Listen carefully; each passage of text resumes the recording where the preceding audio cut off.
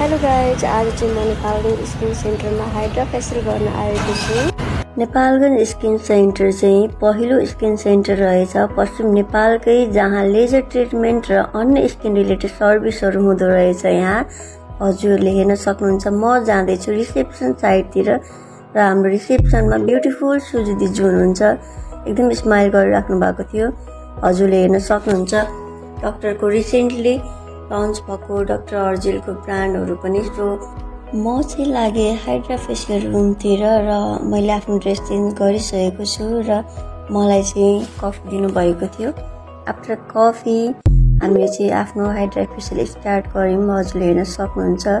मैले चाहिँ Nepalgunj skin centre नै किन चुज गरेँ भनेपछि नेपालगञ्जको चाहिँ पहिलो स्किन केयर सेन्टर र उहाँहरूले चाहिँ एकदमै प्रोफेसनली हाइड्रा फेसियल गर्ने भएको कारणले गर्दाखेरि त्यसैले म पनि पुगेँ Nepalgunj skin centre.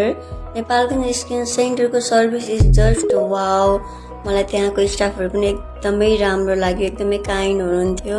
I am totally satisfied with my final result. मलाई चाहिँ एकदमै ग्लो आएको जस्तो फिल भइरहेको थियो। र at last but not the least, do visit Nepalgunj skin centre for your service and thank for watching. Lots of love.